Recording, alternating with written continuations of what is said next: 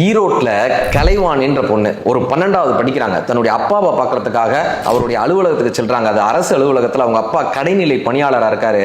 அந்த அதிகாரிகளுக்கு பின்னாடி ஓடிட்டு இருக்காரு. அவங்க பைகளை பிடிச்சுக்கிறாரு. அதிகாரிகளுக்கு வணக்கம் சொல்றாரு. இப்போ இந்த கலைவாணி கேட்குறாங்க, ஏன்பா அவங்களுக்கும் உன் வயசு தானே, உன்னை விட சின்னவங்களா தர்றாங்க, அவங்கள பார்த்து நீ ஏன்பா பயப்படுற, அவங்களுடைய பையன் நீ ஏன்பா எடுத்துட்டு போறேன், அவங்கெல்லாம் அதிகாரிகள்மா, அதனால அப்பா அவங்க சொல்றதை கேட்டுதானே ஆகணும், அப்பா படிக்கல இல்ல, அவங்க அதிகாரிகள்லன்னு சொல்றாரு. இது அந்த பொண்ணினுடைய மனதை தேய்க்கிறது.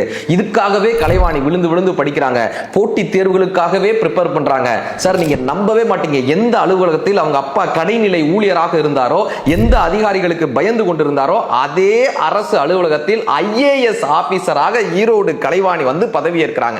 எந்த அதிகாரிகளுக்கு அவங்க அப்பா பயந்து கொண்டிருந்தாரோ, எந்த அதிகாரிகளினுடைய பைகளை அவங்க அப்பா சுமந்து கொண்டிருந்தாரோ, அத்தனை அதிகாரிகளும் அவரது மகளான கலைவாணியை கும்பிட்டு வணங்கி நின்று கொண்டிருக்கிறார்கள். இந்த கண்கொள்ளா காட்சியை அவங்க அப்பா கண்ணீரோடு பார்த்து கொண்டிருந்தார். கலைவாணி சொன்ன பதில் என்ன தெரியுமா? எங்கள் வீட்டில் 1 கிராம் தங்கம் இல்லை, ஆனால் எங்கள் வீடு முழுவதும் தன்னம்பிக்கை இருந்தது.